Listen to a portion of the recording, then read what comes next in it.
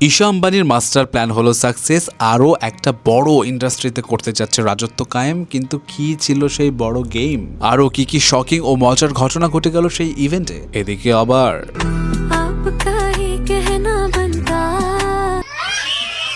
এছাড়াও গতকাল রাত তো যেন ছিল চারিদিকে ব্ল্যাকের ছড়াছড়ি, কে পেল প্রশংসা আর কার্ডটা নিয়ে হচ্ছে হাসাহাসি, এবং তাদের লুকের দাম শুনে তো আমি সো মনে আছে আপনাদের, রিয়ানাকে অনন্ত আম্বানির বিয়েতে বিশাল টাকায় আনা হয়েছিল ইন্ডিয়াতে, আর সেটার আসল গেমটা ছিল বিজনেস ডিল ফিক্স করা। ইয়েস, এখন কাহিনী হচ্ছে ভারতের বিউটি মার্কেটে তখন রাজত্ব করছিল নাইকা আর টাটা ব্র্যান্ড, আর ঠিক তখনই মার্কেটে এন্ট্রি নেয় ঈশা আম্বানির টিরা, যা মার্কেটে বেশ ভালো জায়গা করে নিচ্ছিল। কিন্তু ঈশার প্ল্যান তো ছিল পুরো মার্কেটে দখল করা। সো যেমন চিন্তা তেমন কাজ, তাই সে রিয়ানার ফেন্টি বিউটিকে ইন্ডিয়াতে লঞ্চ করলো, তবে নর্মাল ভাবে না, কিন্তু টিরার এক্সক্লুসিভ পার্টনার হিসেবে। মানে এটা খুবই সিম্পল, ফেন্টির গ্লোবাল ক্রেজ ইউজ করে আর ঈশার সেই পশ কাস্টমারদের নিজেদের প্ল্যাটফর্মে নিয়ে আসাটাই ছিল বড় একটা গেম, যাকে এক কথায় মাস্টার স্টক মুভও বলা যায়। তবে এখন দেখার বিষয়, টিরা কি সত্যি নাইকা ব্র্যান্ডের গেম ওভার করে দিতে পারে কিনা। তবে সেই ইভেন্টে আনুমানিক 20 লক্ষ টাকার ঈশা আম্বানির লুক পাবলিকদের মনে হয় খুব একটা পছন্দ হয়নি, স্পেশালি তার ড্রেসটা। এই সামারে কমফোর্টেবল টি শার্ট খুঁজছেন, তাহলে আপনার জন্য চালাক নিয়ে এলো premium quality super comfortable T shirt collections.